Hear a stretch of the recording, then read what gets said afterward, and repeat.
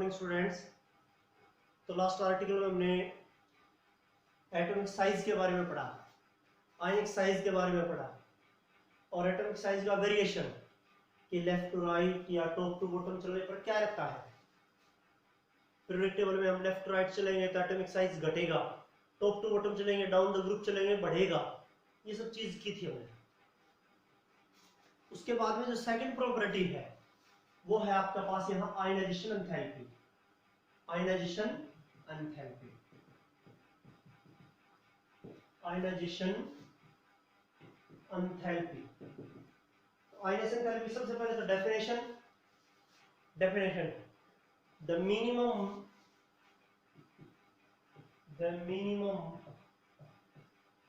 Energy required, the minimum energy required to remove the outermost electron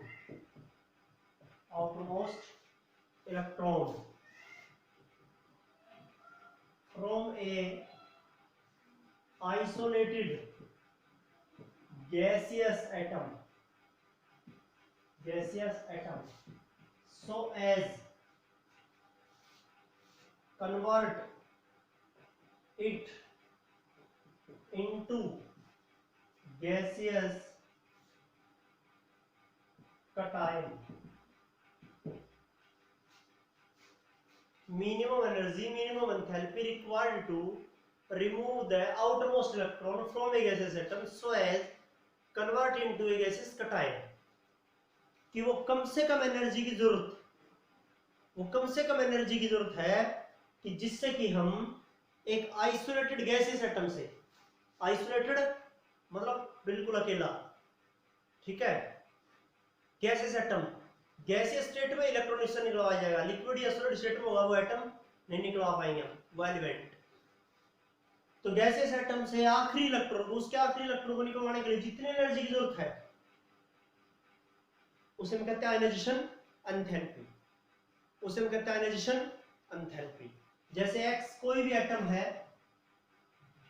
इससे एक electron निकलवाओगे तो कैसे चार्ज आएगा इसके ऊपर? Positive charge plus electron.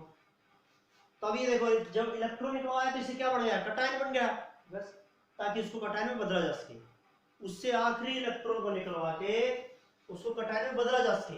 तो उसको आखिरी इलेक्ट्रॉन, उस एटम से आखिरी इलेक्ट्रॉन निकलवाने के लिए जितनी एनर्जी, जितनी एंथैल्पी की जरूरत है उसे हम आयनाइजेशन एंथैल्पी कहते हैं।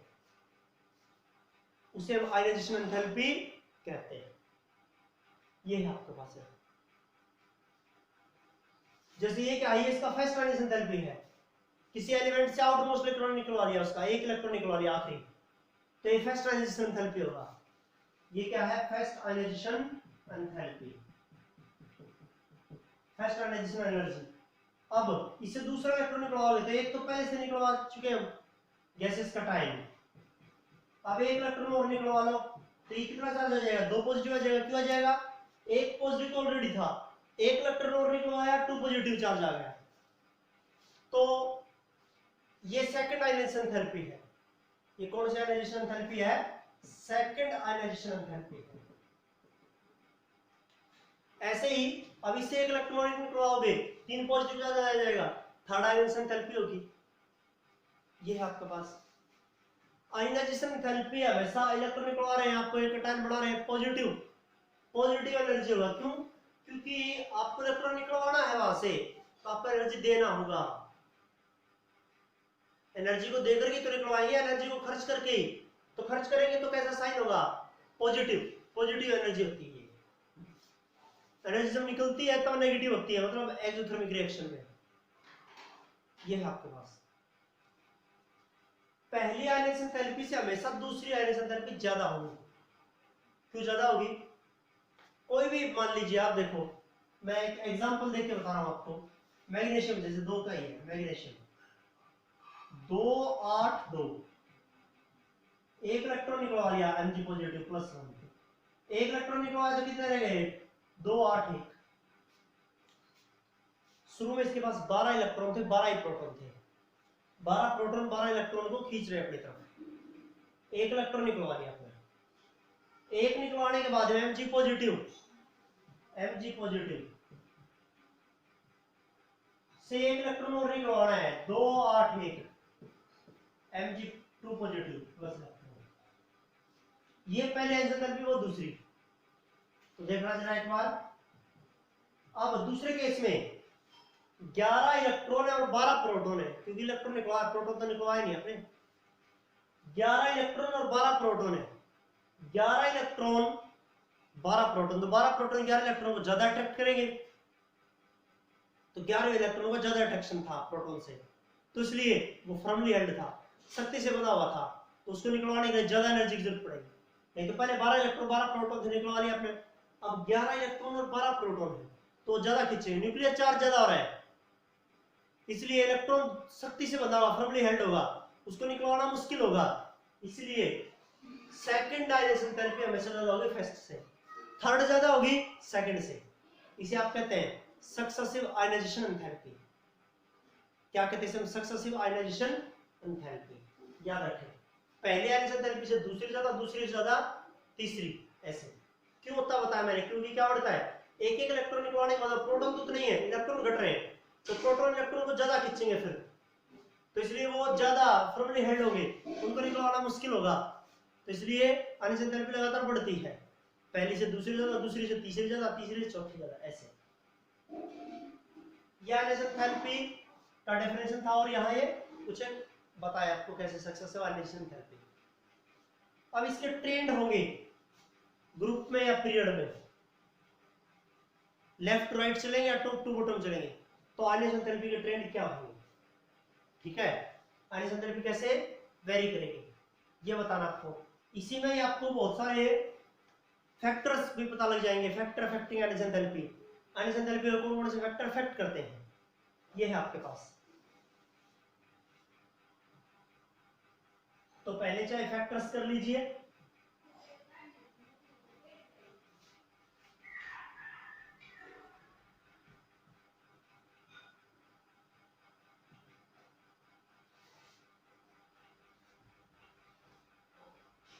तो पहले फैक्टर कर लीजिए, factors affecting ionization enthalpy. Ionization enthalpy को कौन कौन से फैक्टर अफेक्ट करते हैं? पहला साइज,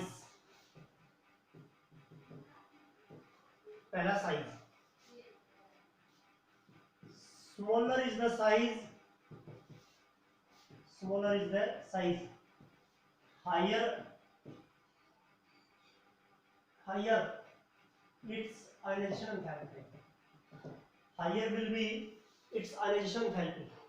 ये करेंगे, जितना साइज छोटा होगा ionization enthalpy उतनी ज्यादा होगी, या larger is the size lower is the ionization enthalpy। Size बड़ा होगा ionization enthalpy कम होगी, साइज छोटा होगा ionization enthalpy ज्यादा होगी। क्यों? छोटे साइज में इलेक्ट्रॉन न्यूक्लियस के नजदीक है, छोटे साइज में इलेक्ट्रॉन्स न्यूक्लियस के नजदीक होंगे तो उनको ज्यादा अट्रैक्ट किया जाएगा, तो ज्यादा अट्रैक्शन है जिन इलेक्ट्रॉन को उनको निकलवाना मुश्किल होगा, उनके लिए ज्यादा एनर्जी की जरूरत पड़ेगी, उन इलेक्ट्रॉन को निकलवाने के लिए जो नजदीक है न्यूक्लियस के, क्योंकि छोटा साइज में तो नजदीक ही मिलेगी, तो उनको निकलवाना मुश्किल होगा, तो इसलिए आयनाइजेशन एंथैल्पी ज्यादा होगी। साइज छोटा आयनाइजेशन एंथैल्पी ज्यादा, साइज बड़ा आयनाइजेशन एंथैल्पी कम। दूसरी चीज है nuclear charge, higher is the nuclear charge, nuclear charge जितना ज्यादा होगा, पता आपने प्रोटॉन के नंबर किसमें, न्यूक्लियस में, ठीक है, वो जितना ज्यादा इलेक्ट्रॉन को अट्रैक्ट करेंगे, highest nuclear charge greater is the ionization enthalpy, ionization enthalpy इतनी ही ज्यादा होगी जितना ज्यादा न्यूक्लियर चार्ज होगा। Left to right nuclear charge बढ़ता है, साइज घटता है, तो हमेशा आयनाइजेशन एंथैल्पी बढ़ेगी, जैसे इन दोनों फैक्टर से पता लग जाएगा आपको।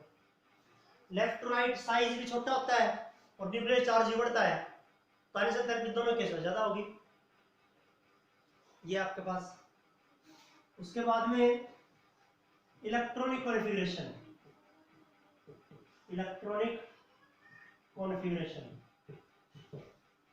a filled and fulfilled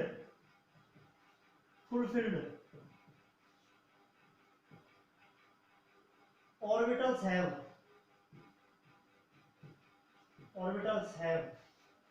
symmetrical electronic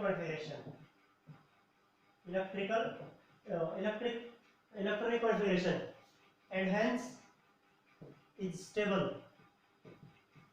So greater is variation enthalpy.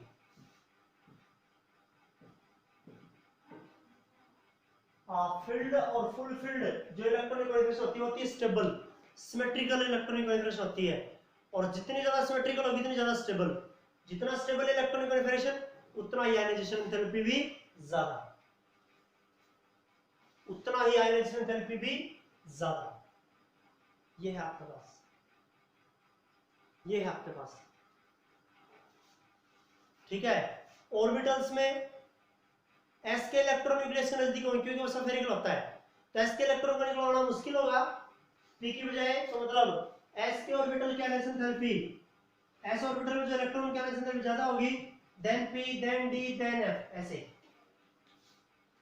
S के इलेक्ट्रॉन को निकलवाना मुश्किल है क्योंकि न्यूक्लियस के नजदीक है। हाँ साइज बड़ा है तो एक अलग चीज है, लेकिन एस के इलेक्ट्रॉन न्यूक्लियस के नजदीक होता है क्योंकि उसमें क्या होता है, वो सफेरिकल होता है ऑर्डर में, न्यूक्लियस भी सफेरिकल है तो नजदीक है वो, एस के इलेक्ट्रॉन नजदीक होते हैं, ठीक है। पी उससे दूर, डी उससे दूर, एफ सबसे दूर न्यूक्लियस से। ये होगा आपके पास, ये है आपके पास। फैक्टर ऑफ एक्टिंग में ये सब चीजें पढ़नी है आपने। अब उसके बाद में वेरिएशंस है, आपको एक एक चीज समझ में आएगी। जो मैंने फैक्टर बोले हैं ये सब होंगे वहां कि क्या क्या है। पहले देखिए, जब आप पीरियड में चलते हैं, when we move left to right, when we move left to right, तो along a period, ionization enthalpy along a period, period का मतलब लेफ्ट टू राइट,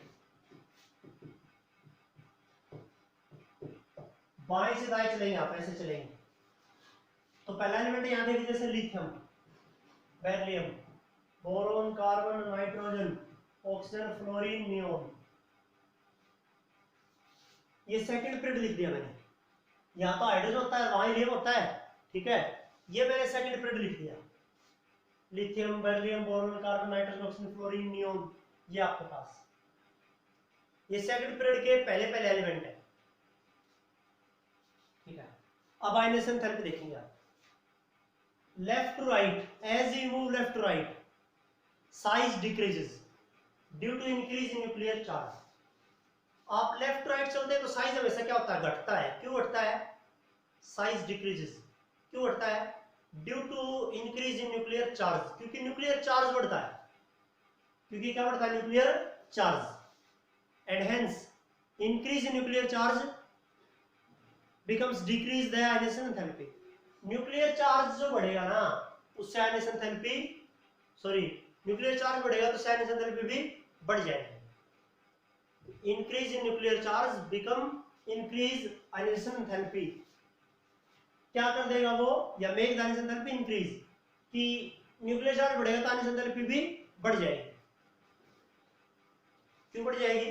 क्योंकि साइज छोटा हो रहा है, इलेक्ट्रॉन नजदीक, न्यूक्लियर चार्ज बढ़ेगा तो साइज छोटा हो रहा है, सिकुड़ रहा है साइज, तो आउटर मोस्ट इलेक्ट्रॉन न्यूक्लियस के नजदीक आएंगे। जितना छोटा साइज होगा, जितने इलेक्ट्रॉन न्यूक्लियस के निकट है, नियर है, पास में है, उतने ही वो फर्मली हेल्ड है, उतने ही वो स्ट्रॉन्गली हेल्ड है, शक्ति से बंधे हुए, एंड उनको निकलवाना वहां से, and it is not easy to knock out the firmly helded electrons. और जो इलेक्ट्रॉन्स बहुत शक्ति से बंधे हुए हैं, नजदीक है न्यूक्लियस के, उनको निकलवाना मुश्किल होगा।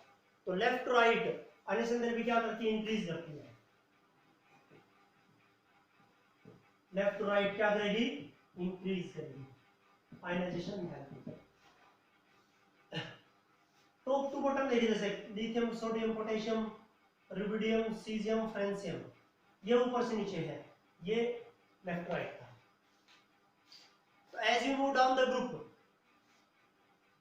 atomic size increases due to increase in number of shells, ऊपर से नीचे चलेंगे साइज बढ़ेगा। क्यों बढ़ेगा? क्योंकि सेल की संख्या ही बढ़ जाती है। And the outermost electron far away from the nucleus, so force of repulsion increases, force of attraction decreases, and it is easy to knock out the outermost electron which is loosely held. ऊपर से नीचे चलेंगे तो size बढ़ेगा। Size क्यों बढ़ता है? क्योंकि सेल की संख्या ही बढ़ जाती है। सेल की संख्या बढ़ेगी तो इलेक्ट्रॉन दूर चले जाएंगे न्यूक्लियस से। जितने न्यूक्लियस से दूर होंगे इलेक्ट्रॉन्स, उतना ही उनका फोर्स ऑफ अट्रैक्शन कम होगा, फोर्स ऑफ रिपल्शन ज्यादा होगा। और उन इलेक्ट्रॉन को निकलवाना बिल्कुल इजी है जिनका फोर्स ऑफ रिपल्शन ज्यादा है, जो न्यूक्लियस से दूर है, जो लूजली बाउंडेड है, जो शक्ति से नहीं बंधे हुए न्यूक्लियस से, उनको निकलवाना आसान है। तो top to bottom ionization enthalpy क्या करेगी? डिक्रीज करेगी। Top to bottom decrease. Ionization enthalpy वैसे क्या करती है? डिक्रीज करती है टॉप टू बॉटम। याद रखें, टॉप टू बॉटम क्या करेगी? आयनाइजेशन एंथैल्पी डिक्रीज करेगी टॉप टू बॉटम। ये करना आपको।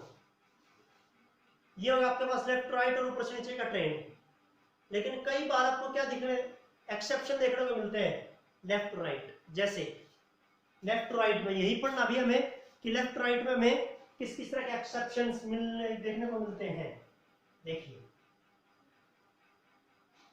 लेफ्ट राइट इंक्रीज होती है, एक बात। एक्सेप्शन क्या मिलेंगे? लिथियम से आयनाइजेशन एंथैल्पी बढ़ रही है यहां, लिथियम से बेरिलियम। लेकिन जैसे आप बेरिलियम से बोरॉन पर आओगे, आयनाइजेशन एंथैल्पी घट जाएगी। मतलब लिथियम से ज्यादा है बेरिलियम का आयनाइजेशन एंथैल्पी, लेकिन बेरिलियम का ज्यादा है बोरॉन से भी।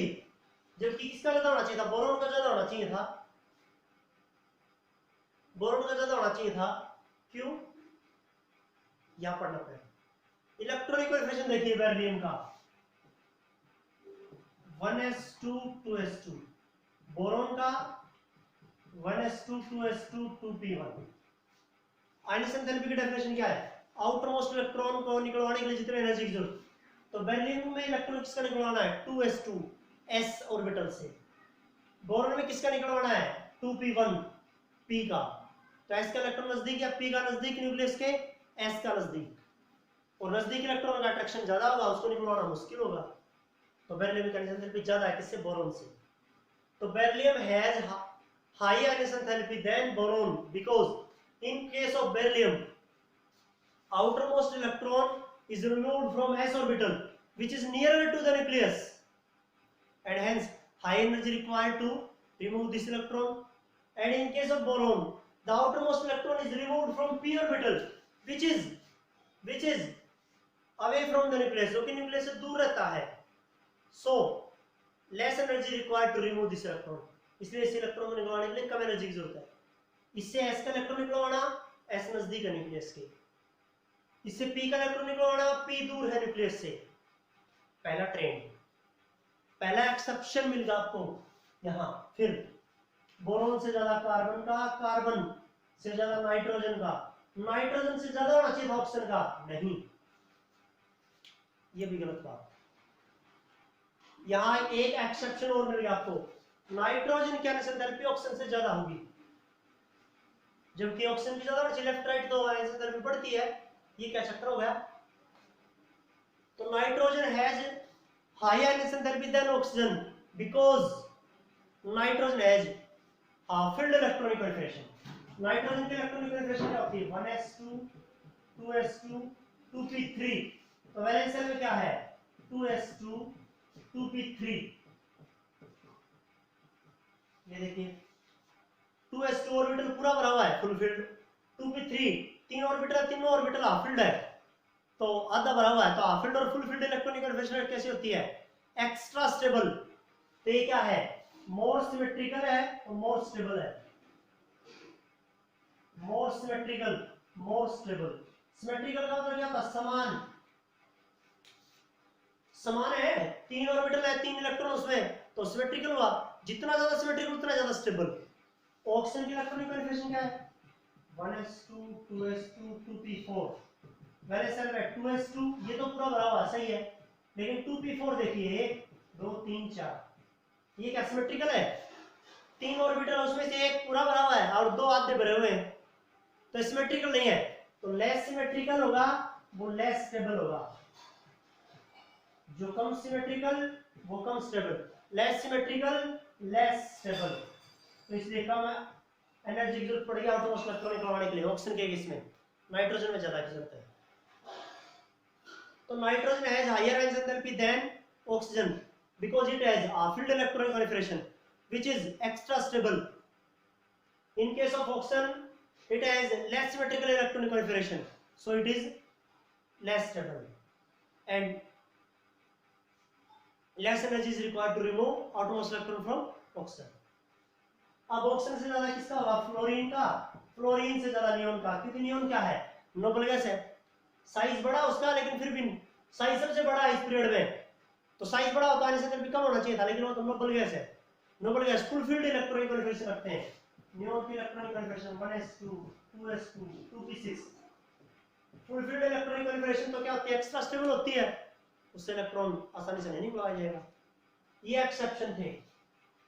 ये था आयनिस एंथैल्पी का ट्रेंड, लेफ्ट राइट ऊपर से नीचे, लेफ्ट राइट बढ़ती है, ऊपर से नीचे घटती है। किस किस में क्या एक्सेप्शन होगा ये बता दिया मैंने आपको, ये बता दिया आपको। ये करना आपको, ये काम आपका आज का, ये करना आपको।